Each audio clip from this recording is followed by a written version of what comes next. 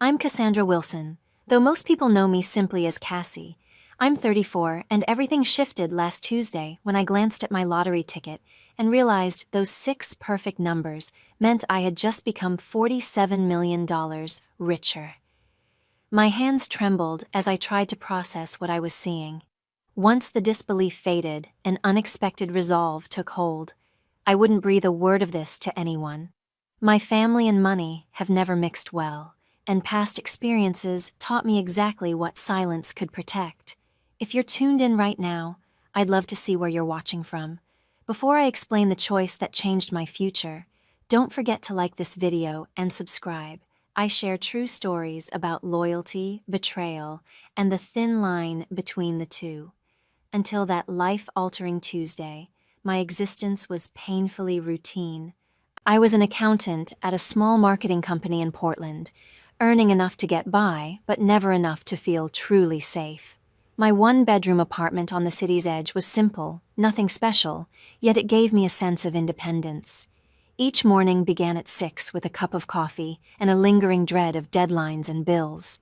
The job consumed me, especially during tax season, when 60-hour weeks blurred into each other. As for my family, complicated doesn't even begin to cover it. My parents, Gregory and Diane Wilson, split when I was 14 and both remarried within 2 years. Dad, a high school physics teacher, chose Stephanie, a real estate agent, whose tastes ran far beyond his paycheck. Mom, Diane, married Warren, a wealthy businessman known for his strict control over every dollar. And somewhere in between all that, I had 2 siblings. My younger sister Lisa, now 30, has always held the family's admiration. She graduated from an Ivy League school, married Paul, a successful surgeon, and settled into a picture-perfect suburban life with their 2 beautiful kids. My brother Jason, 36, couldn't be more different. Bright and charismatic as he is, stability has always eluded him. He drifts between jobs and relationships, treating family loans like a revolving door. The routine never changes. A frantic call, heartfelt apology, a promise to repay, followed by silence until the next financial disaster strikes. And the rest of the family wasn't much simpler. Aunt Martha, Mom's younger sister, was the rare exception, genuine, kind, and steadfast. She taught elementary school, scraping by on a modest paycheck, yet somehow managed to be there whenever someone needed her. Her aging Honda rattled like it might fall apart at any moment, and her tiny apartment overflowed with books, plants, and warmth. Complaining simply wasn't in her nature. The same could never be said for Aunt Heather, Dad's older sister. She'd married into wealth and made sure no one forgot it. Holidays with her were a masterclass in condescension. Subtle jabs about my job, my modest apartment, and my lack of a husband. Her son Ryan mirrored her arrogance, but not her fortune, and his growing gambling addiction was the family secret everyone politely ignored. Years of watching generosity turn into regret hardened me. When Jason begged for $5,000 to enter rehab 3 years ago, I drained my small savings to help, only to find out later he'd never even checked in. And when Lisa claimed she was short on wedding expenses, I charged $2,000 to my credit card after her promise to repay me post-honeymoon, a promise that, unsurprisingly, never materialized. 5 years passed, and I was still waiting for Lisa to make good on her promise. When my dad called, asking for help fixing his storm-damaged roof, I wired him what I could spare, only to scroll through social media weeks later and find photos of him and Stephanie lounging on a beach in Cancun. The only person who truly knew how deeply these moments hurt was my closest friend, Charlotte.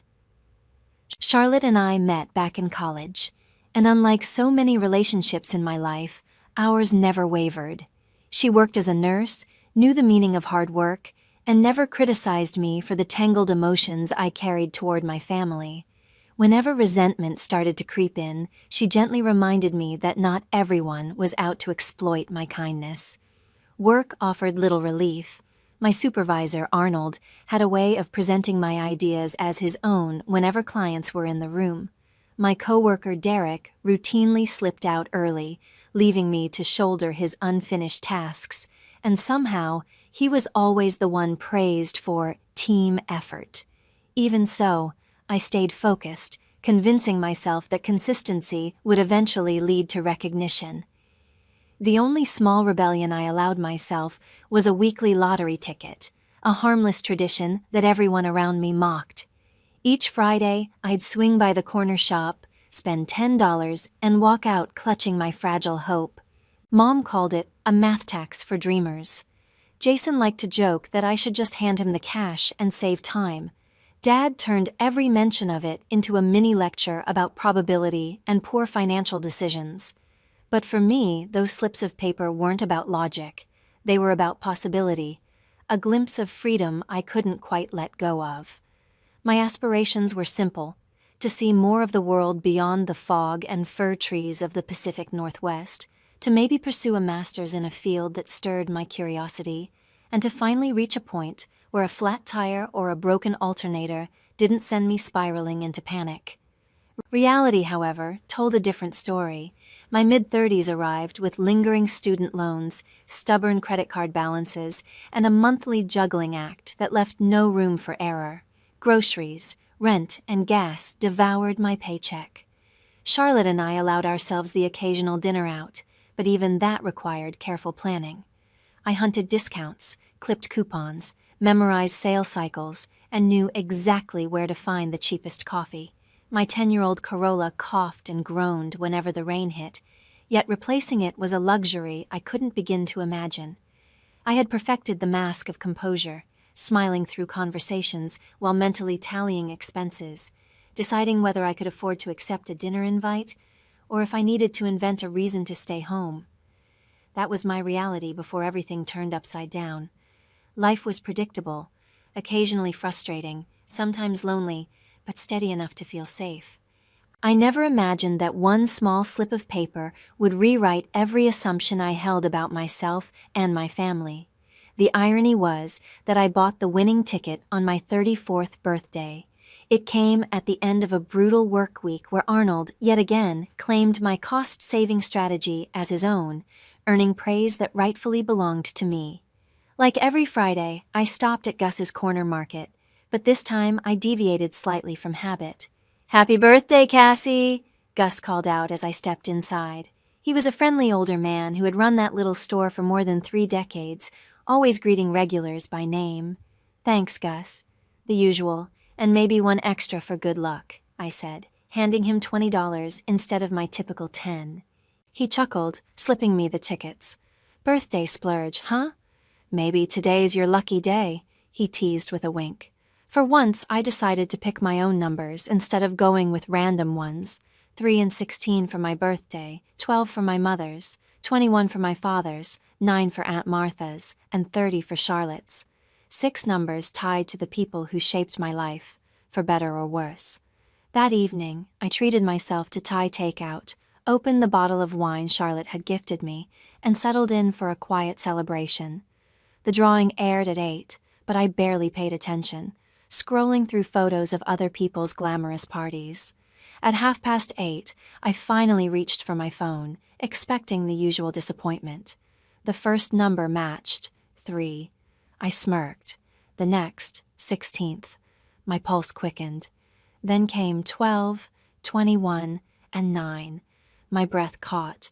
When the final number, 30, appeared, I froze.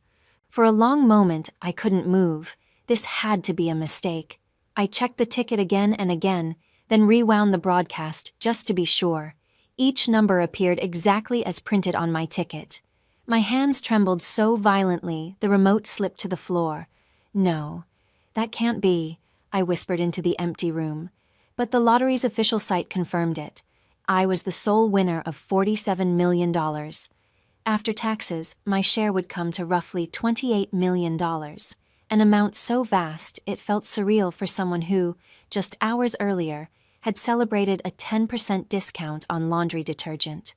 Sleep was impossible that night. Instead, I sat in the glow of my laptop, diving deep into stories of lottery winners and what became of them. What I found was unsettling. Articles chronicled shattered families, ruined friendships, and once ordinary people destroyed by sudden wealth. There were tales of relatives and old acquaintances crawling out of the woodwork, pleading for handouts, of winners bankrupt within years, lonelier than ever. One headline even called the lottery the fastest route to losing everything that matters. By dawn, I had made up my mind. I would collect the winnings, but no one would know. Not my parents, not my siblings, not even Charlotte, at least not until I had a plan. I needed time to understand how this fortune would change my life before anyone else tried to shape it for me. That morning, I called in sick for the first time in 3 years and booked a meeting with Philip Montgomery, an attorney who specialized in estate and financial law. His firm occupied a sleek office tower downtown. Sitting in the waiting area, clutching my purse with the winning ticket inside, I felt completely out of place, an ordinary woman holding an extraordinary secret. "Ms. Wilson," he greeted warmly, extending a hand. He was around 50, with neatly trimmed salt and pepper hair and intelligent, reassuring eyes behind designer glasses. "How can I help you today?" I inhaled deeply and slid the ticket onto his polished desk. "I need to claim this," I said quietly, without anyone knowing it's me. His eyebrows lifted for just a second before professionalism took over. "I see," he said calmly. "Well, you've come to the right place." For the next 2 hours, Philip walked me through my options. In our state, winners could remain anonymous by claiming through a trust or a legal entity. He detailed how to create a blind trust, how taxes would be handled, and why assembling a team of financial experts was essential to preserving wealth. The most common mistake, he cautioned, is sharing the news too soon.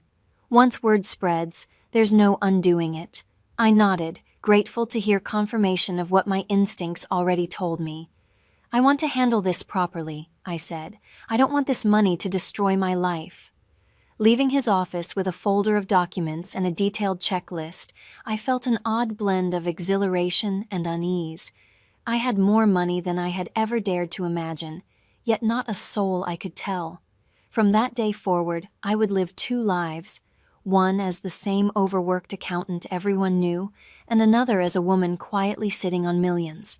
During the following 2 weeks, Philip and I set up the trust, claimed the prize, and built investment accounts.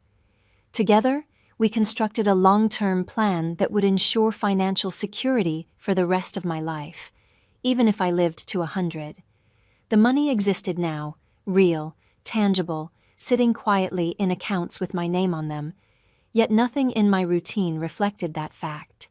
I still trudged to the office every morning, exchanged the usual small talk about bills and deadlines, and drove home in the same weary Corolla. The weight of secrecy began pressing down on me, a strange mixture of power and isolation. I started to think about my family more often. Would they celebrate with me if they knew, or would I simply become a resource to exploit, a never-ending supply of cash in their eyes? The uncertainty gnawed at me until one sleepless night, an idea began to take shape. What if I could uncover their true nature without ever exposing my secret? What if I could quietly test their loyalty before deciding who, if anyone, deserved to share in this fortune? By morning, the plan had solidified. I would stage a financial emergency, not something catastrophic, just serious enough to matter. I'd approach each relative with the same story and the same plea for help. Their responses would tell me everything I needed to know. Before moving forward, I scheduled another appointment with Philip to ensure all financial protections were airtight. Together, we reviewed the arrangements, diversified investments, a charitable trust, and a modest checking account that allowed small, believable withdrawals without drawing suspicion. The rest of the fortune was locked away where no one but me could reach it. "Everything's set, Cassandra," Philip said, handing me a folder. "Your financial future is untouchable. You could walk away from your job today if you wanted to." The notion was tempting, but I shook my head. "If I suddenly quit, everyone would notice," I said. "I'll keep working until I know my next step." That evening, I invited Charlotte over for dinner. We sat out on the tiny balcony, glasses of wine catching the sunset light. I hadn't told anyone about my secret wealth, but the loneliness of it all pushed me to share at least part of my plan with her. "I've been thinking of running a little experiment," I said cautiously. Charlotte tilted her head. "What kind of experiment?" I hesitated, then told her, "I'm going to tell my family I lost my job and need money. I want to see who actually helps, who cares enough to be there when I'm the one in need." Her brows knit in concern. "Cassie, that sounds manipulative. Why would you do something like that?" "Because I'm exhausted from being the dependable one," I replied, avoiding her gaze. "I want to see if any of them would do the same for me." Charlotte sighed, setting her glass down. "But deceiving them? That's not you. Why not just talk to them? Tell them how you feel?" I gave a dry laugh. "You know my family, Charlotte. Honest conversations aren't exactly our specialty. You've seen the way they treat me," I said quietly. Charlotte frowned. "Still, this doesn't sit right. What are you hoping to prove?" "I'm not trying to prove anything," I answered quickly, though even as the words left my mouth, I knew they weren't entirely true. "I just need to know who genuinely cares about me and who only sees me as a bank account." She shook her head slowly. "Cassie, I think you're the one who's going to get hurt here. But I can tell you've already decided she was right. The plan had been forming all day, and by that evening it was fully constructed. I'd settled on a story that sounded plausible but not dramatic enough to raise suspicion. The marketing firm had gone under after losing its biggest clients. I'd tell them I was suddenly unemployed and needed $5,000 to cover rent and medical bills while searching for a new position. The amount was big enough to matter, but not so large that it would seem fabricated, and every person I planned to approach could easily afford it. I made a list: Mom and Warren, Dad and Stephanie, Lisa and her husband Paul, Jason, Aunt Martha, Aunt Heather, and Cousin Ryan. 10 people in total. Each one had leaned on me at some point, for money, for favors, for emotional support. And I had always said yes. Now it was my turn to see who would return the kindness. The next day, Charlotte reluctantly helped me rehearse the story, despite her unease. "You'll need to sound worried, but composed," she cautioned, "and make sure you've got details ready. People will ask questions." I jotted notes as she spoke. "I'll say the CEO was caught embezzling funds and that the company's under investigation. That explains the sudden closure and why I haven't received my final paycheck. And when they ask about your job search, I'll tell them I've been applying nonstop, but accounting roles are hard to come by right now. I'll mention that I've got a few interviews but nothing confirmed yet, and that my savings ran dry after paying for recent medical tests." Every piece of the story was carefully constructed to sound credible and sympathetic, just enough to make them decide whether to help or not.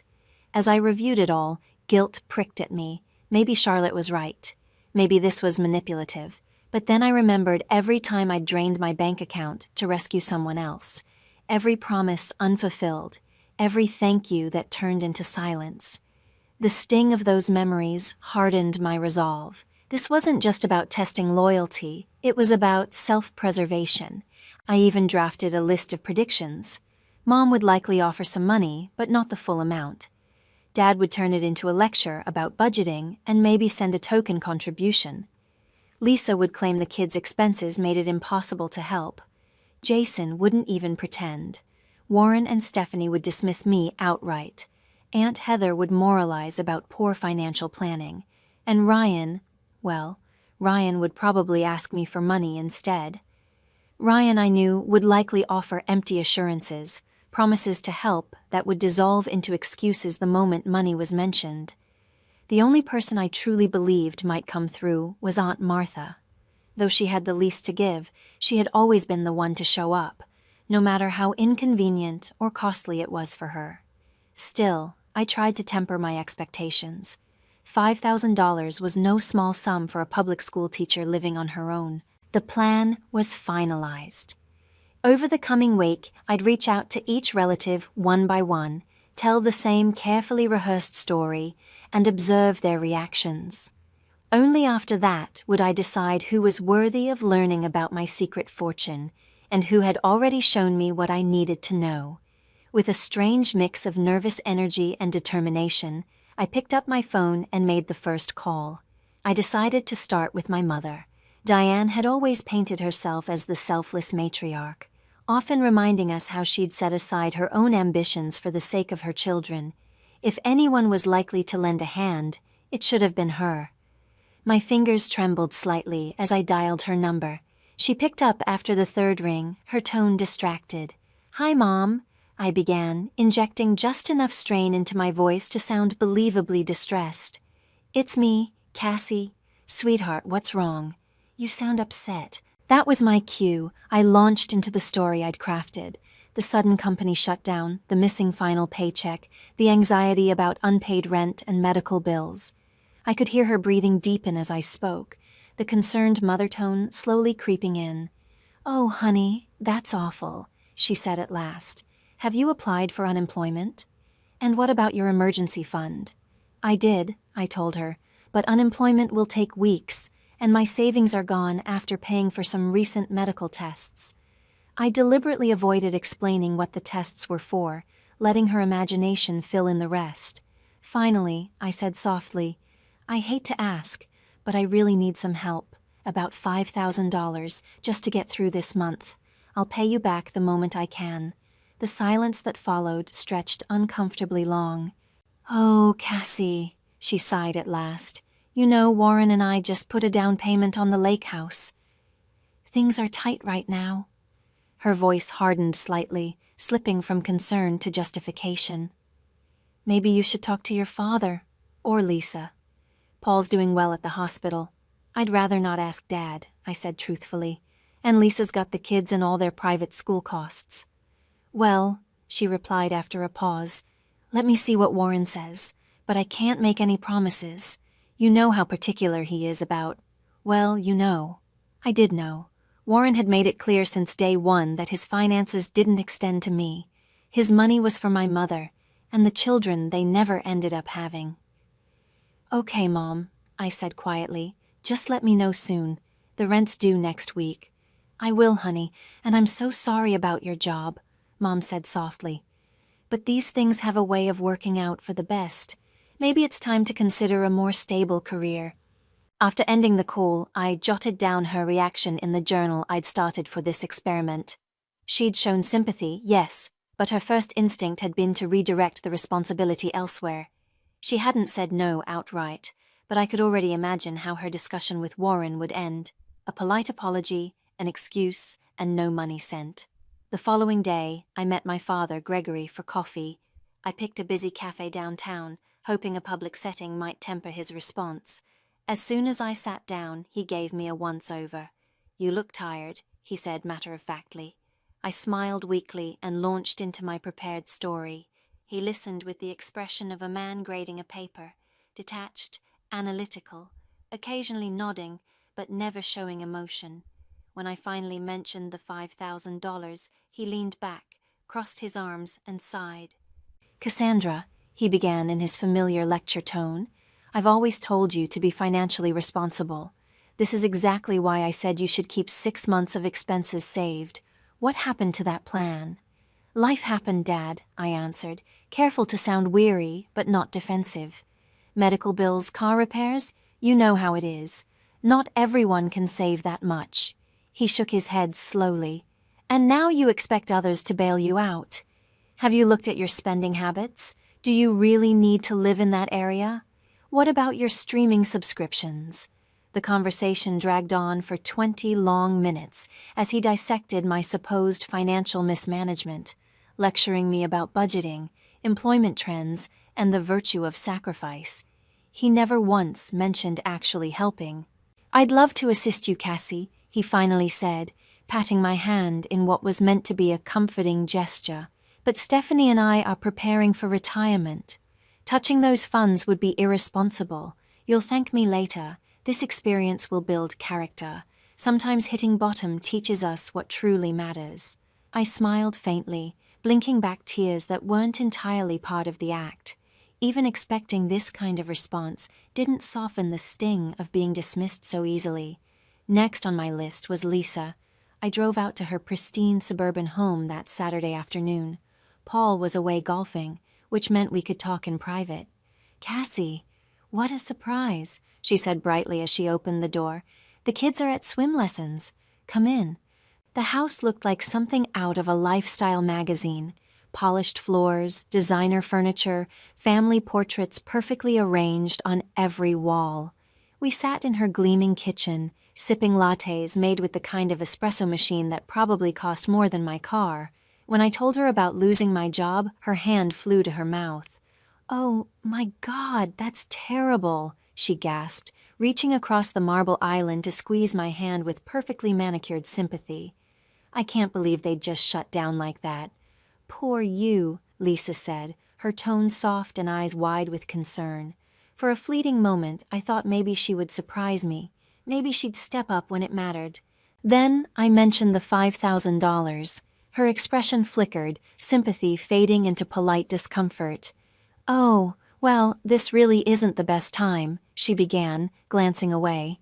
"We just bought the new Audi last month, and the kids' tuition payments hit us hard. Plus, we're remodeling the master bath." She gave a small, uneasy laugh. "Paul handles most of our finances, and he's very strict about what we spend." "I understand," I said softly. "I wouldn't ask if it weren't urgent." I know," she said quickly, her voice a touch too bright. "Let me talk to Paul and see what we can do. Maybe we can help with a smaller amount. Or, hey, maybe you could stay here for a while? The guest room's full of boxes right now, but we could clear it out." I smiled, pretending to consider it. "That's kind of you, but I need to stay in the city for interviews." She nodded, promising to call once she spoke to Paul, though her averted gaze told me exactly how that conversation would go. Jason's response was worse. I texted him the same story, adding enough detail to sound genuine. His reply came within minutes. "That sucks, sis. Really tight right now myself. We'll call you later." He never did. My follow-ups went ignored, and when I tried calling, his phone went straight to voicemail. The silence stung more than I expected, especially from the brother who had borrowed thousands from me over the years, always pledging to pay me back once things turned around. When I called Stephanie, my father's wife, she didn't bother disguising her indifference. "Cassandra, I know this must be stressful," she said briskly, "but Warren and I simply aren't in a position to assist right now. Maybe this is a chance for you to reevaluate your finances. Have you thought about finding a roommate or moving to a cheaper area?" I reminded her that I'd helped fund repairs for their vacation cabin the previous year. Her tone sharpened instantly. "That was different. It's a shared family property, and you've benefited from it too." The fact that I'd only been invited there once, for a single afternoon, was apparently irrelevant. Warren's response made hers sound gentle by comparison. When I called, he didn't waste time on small talk. "You're not my daughter," he said flatly. "I've supported your mother for years, but your financial troubles aren't my responsibility. Maybe you should have chosen a career that actually pays." Then he hung up. Ryan, at least, pretended to care. He texted back almost immediately, full of sympathy. "Absolutely, Cass. I'll help. Let's grab lunch tomorrow.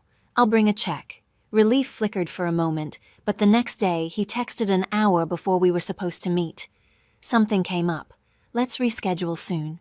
Of course, he never did.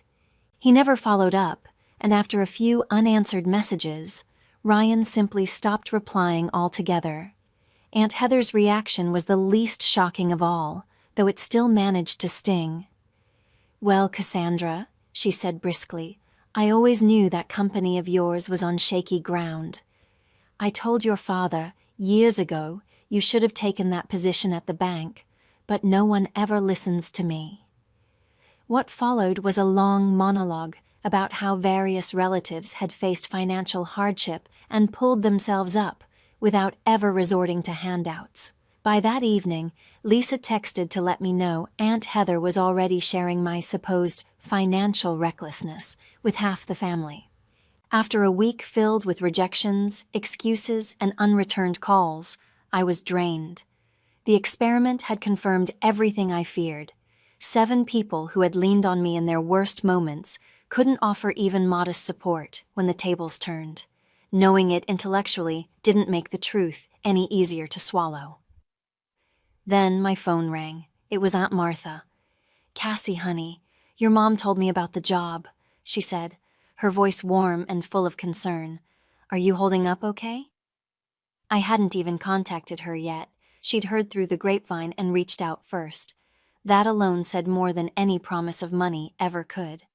"I'm hanging in there," I said, unable to disguise the emotion in my voice.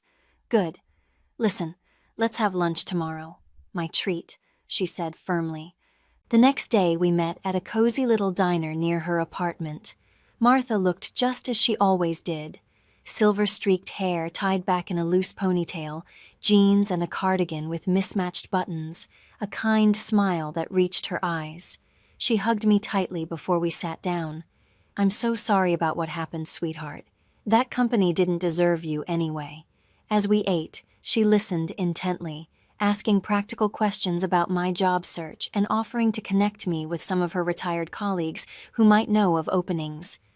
When our plates were cleared, she reached into her purse and pulled out an envelope, sliding it toward me. "I want you to have this," she said gently. "It's $3,000. I know it's not everything you need, but it'll help with rent." I stared at it, speechless. "Martha, I can't accept this. It's too much." "Nonsense," she said, waving away my protest. "Family helps family. And if you need somewhere to stay to save on rent, my sofa folds out into a bed. It's not fancy, but you're welcome as long as you need."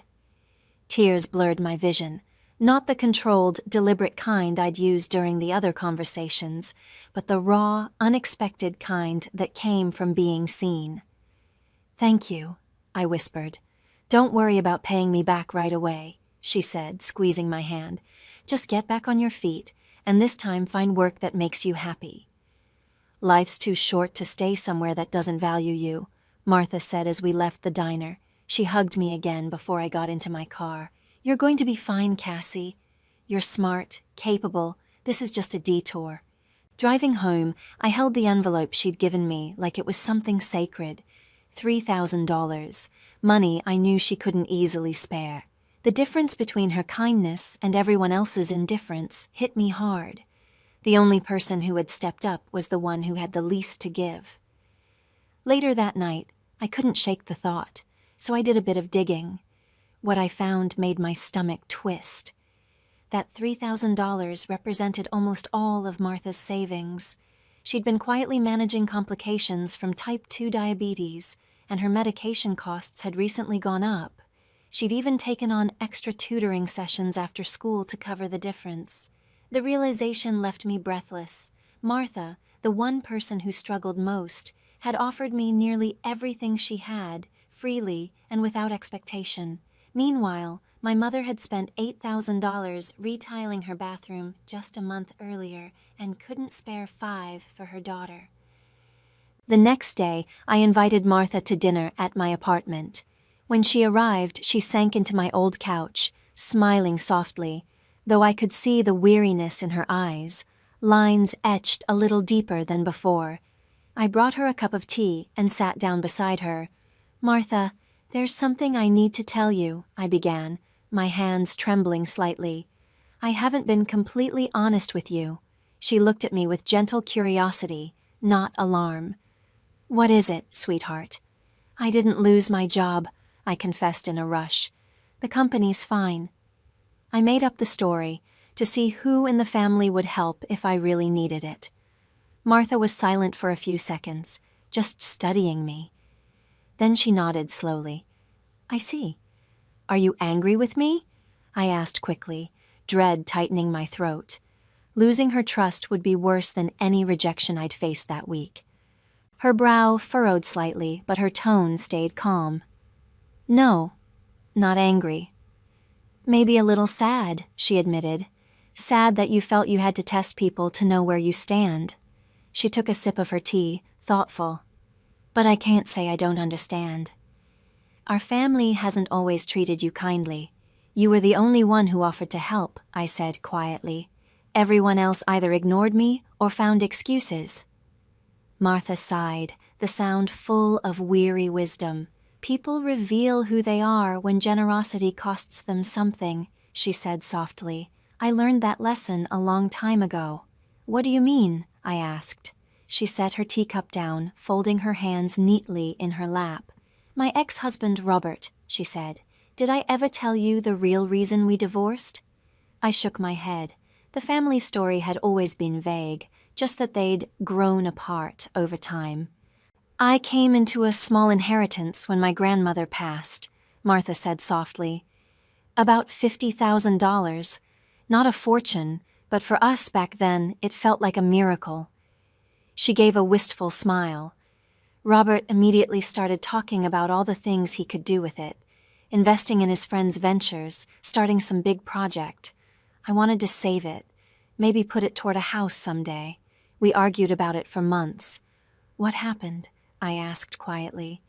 One afternoon I found out he'd forged my signature and drained most of the account, she said, her expression calm but tired.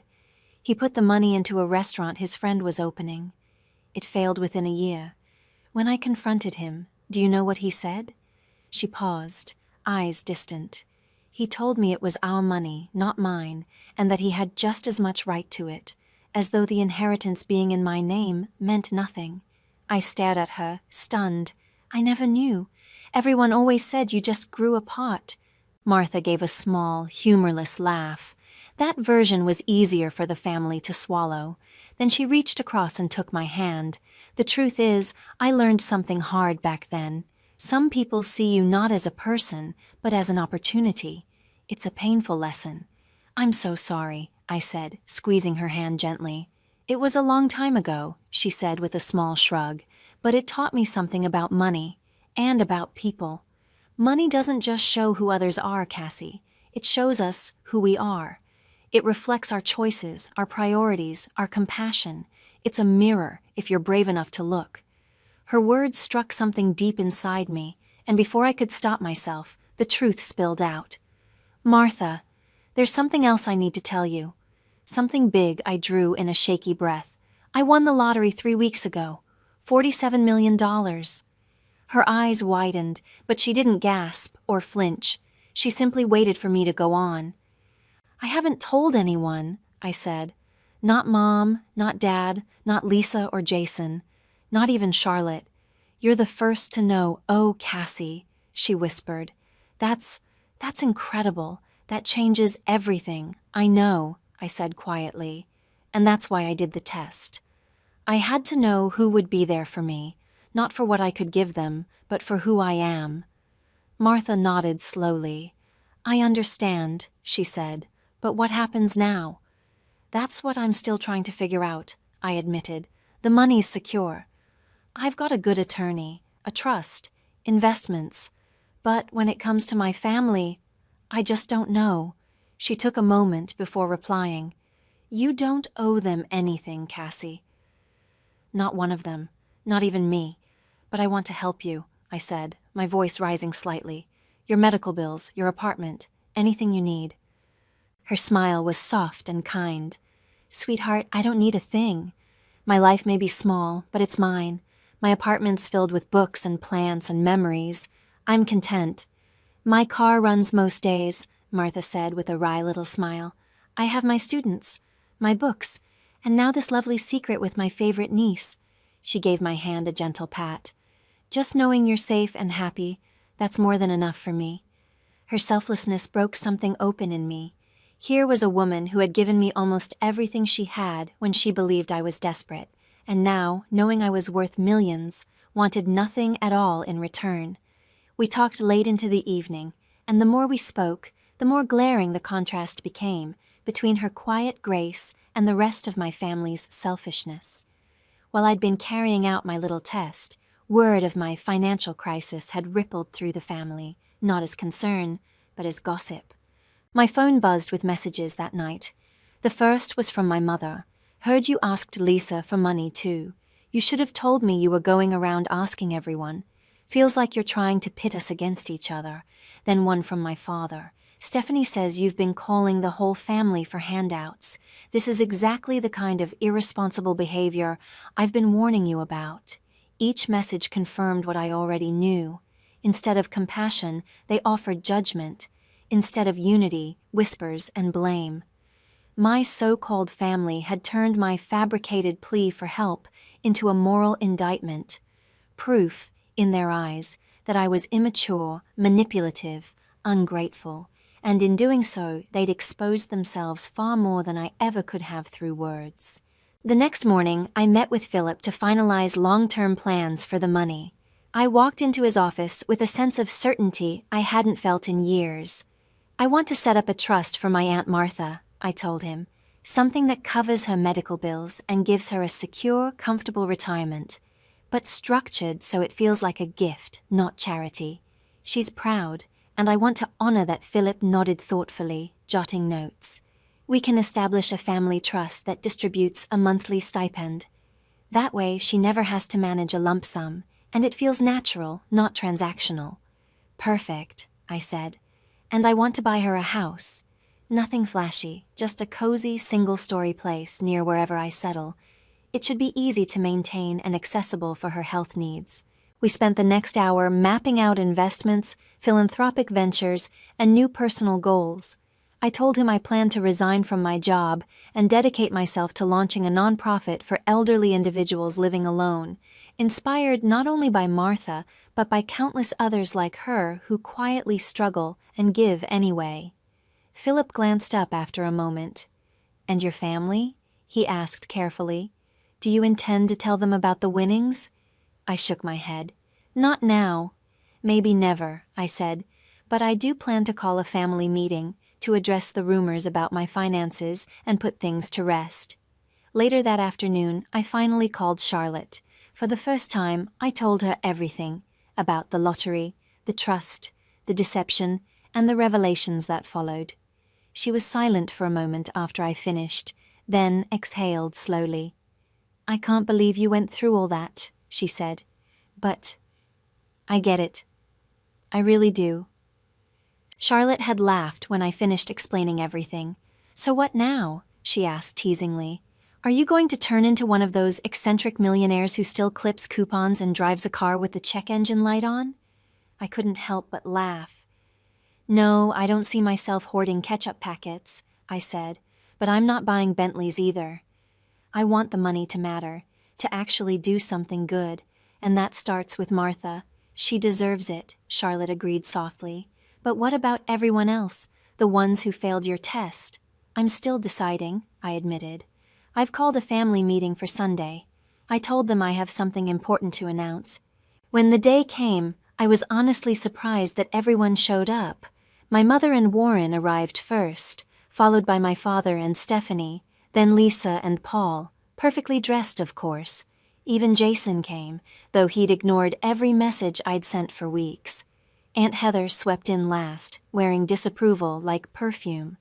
Martha was the only one who smiled, catching my eye with a look of quiet understanding as she entered. They all gathered in my small living room, glancing around with varying degrees of curiosity and judgment, clearly wondering why I had summoned them. I took a steadying breath and faced them. "Thank you for coming," I began. "I know there's been a lot of talk about my finances lately, and I wanted to clear the air." My mother shifted uneasily in her chair. Jason's attention suddenly dropped to his phone screen. Lisa and Paul exchanged a wary look. "The truth is, I'm doing fine," I continued. "I've accepted a new position, one with better pay and benefits." It wasn't a lie. I had, in fact, named myself executive director of my new foundation, complete with a modest, symbolic salary. "I'll be starting next month."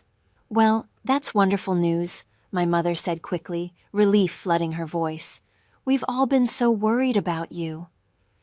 Around the room, a visible wave of ease rippled through the group. They had expected a request for help, maybe even a confrontation. Instead, they were being let off the hook. "So," my father said, his voice sharp with suspicion, "why all the fuss earlier? Why reach out to everyone for money if you had a new job lined up?" I met his eyes evenly, because the job came through recently. At the time, I was in trouble, and I thought that's what family is for, to help each other when things get tough. A heavy silence fell over the room. Stephanie was the first to break it. "We all have our own financial obligations," she said defensively. "It's not always possible to help, even if we want to." "Of course," I said smoothly. "We all have to decide what, and who, matters most." Then I turned to Jason. "Speaking of priorities, Jason, I couldn't help noticing you never replied when I asked for help. And yet, you didn't hesitate to text me last Christmas asking for $3,000 to cover your rent." Jason's face flushed. I was dealing with some stuff," he mumbled. "I just didn't have any money to give you then." "You didn't even call me back," I reminded Jason quietly. "That wouldn't have cost you a dime." The rest of the meeting unfolded in much the same way, me calmly laying out the hypocrisy I'd endured, them squirming under the weight of their own excuses. No one apologized. Instead, they offered rationalizations, deflections, even attempts to make me feel guilty for making them uncomfortable. It was astonishing how easily concern could twist into self-defense. After an hour of awkward conversation and hollow goodbyes, they filed out one by one, leaving behind the faint scent of expensive perfume and forced civility. As the door closed behind the last of them, I felt something I hadn't expected. Not anger, but relief. I hadn't needed to expose my secret to take back my power. The money had already done something far more profound. It had freed me to see my family clearly and to draw the boundaries I should have drawn years ago. Martha stayed behind, quietly collecting the empty coffee cups and plates. "You handled that beautifully," she said softly. "That couldn't have been easy." "It was easier than I thought," I admitted. For the first time, I wasn't afraid of letting them down. Because I finally understood. They never really saw me to begin with. She smiled, warm and proud. "That's a powerful realization." "So," she asked, "what comes next?" I smiled back. "Next, we start looking for houses." For both of us, a year later, my life bore almost no resemblance to the one I'd lived the night I checked those 6 numbers. I now owned a beautiful but modest home on a quiet tree-lined street, with a garden that greeted me each morning in bloom. Just a few blocks away, Martha lived in her own cozy craftsman bungalow, a single-story place with wide doorways and soft light, designed so she could move easily on the days when her diabetes made walking hard. My nonprofit had become something far bigger than I had dreamed. We offered companionship, home maintenance, and emergency financial assistance to older adults living alone. Many of them, like Martha once had been, overlooked or forgotten by their own families. Within a year, we'd reached over 200 seniors across the city. Charlotte had joined the organization as outreach coordinator, her nursing background and compassion transforming every visit into something meaningful. Our friendship remained unchanged. We still had our weekly wine nights, only now they took place on my sunlit patio instead of my cramped apartment balcony. As for my family, the dynamic had quietly reshaped itself. We still exchanged polite holiday calls, birthday texts, and the occasional strained visit, but the illusion of closeness was gone, and with it, much of the pain. Without the constant need for approval or the pretense of intimacy, our distance became peaceful rather than bitter. They still had no idea about the lottery. To them, I was simply thriving in my new career, finally successful in a field that suited me. And that was just fine, because for the first time in my life, success wasn't something I needed anyone else to see. It was something I could feel. They seemed content to accept my vague explanation about the new job without asking many questions, which, in itself, told me everything I needed to know about how much genuine interest they had ever taken in my life.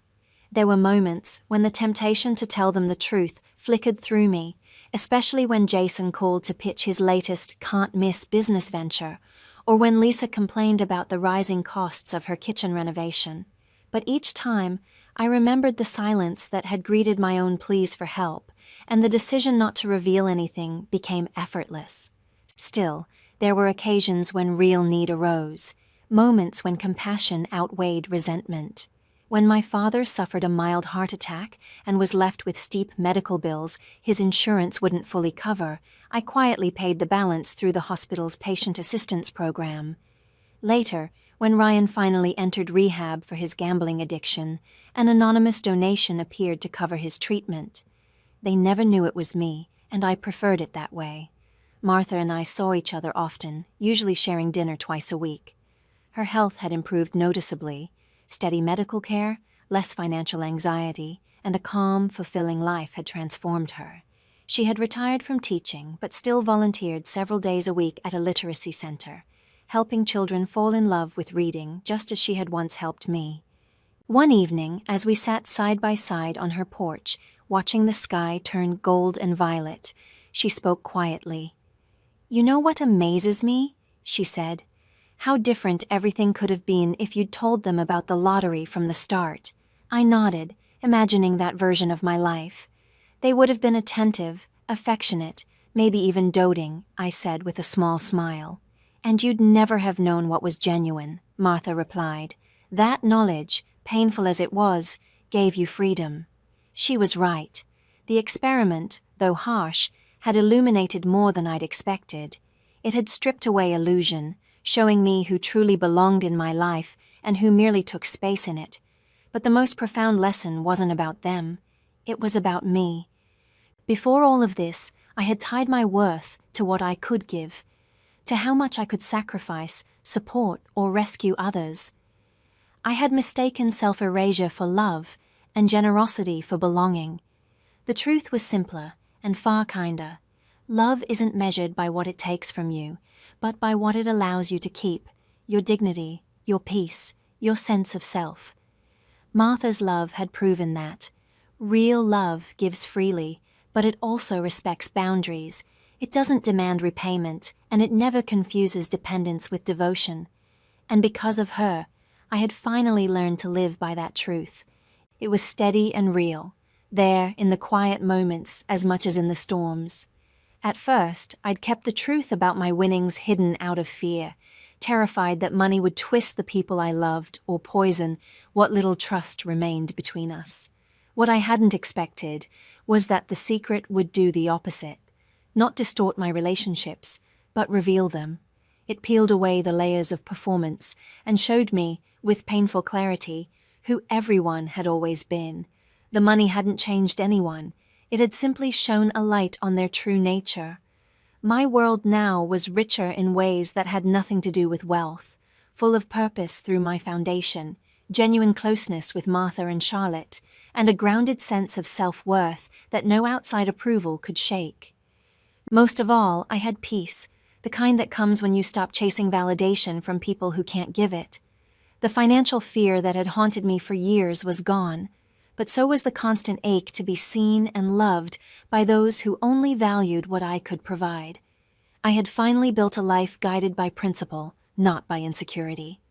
Martha reached over, her familiar hand warm against mine. "You did good, kiddo," she said softly. "Not just with the money, with what you learned." I smiled through the emotions swelling in my chest. I had the best teacher. As the sun slipped beneath the horizon, painting the sky with streaks of pink and gold, I thought back over the path that had brought me here, from the shock of seeing those winning numbers, to the sting of disappointment, to the quiet joy of turning that windfall into something meaningful. The lottery had changed my life, yes, but not in the ways I'd once imagined. It hadn't bought happiness or fixed old wounds. It had simply given me the freedom to see clearly, to choose intentionally, to live honestly. In the end, the most valuable thing I gained wasn't measured in dollars. It was the understanding that the people who truly belong in your life aren't the ones who appear when you have plenty to give, but the ones who remain when all you can offer is yourself. Have you ever tested someone's loyalty? What did that reveal to you? Share your experiences in the comments below. And if this story spoke to you, please remember to like and subscribe for more real stories about family, trust, and rediscovering what really matters. And most importantly, share this with someone who needs to be reminded that their worth isn't defined by what they can give. Thank you for listening, and may you find the clarity to see the truth in your own relationships.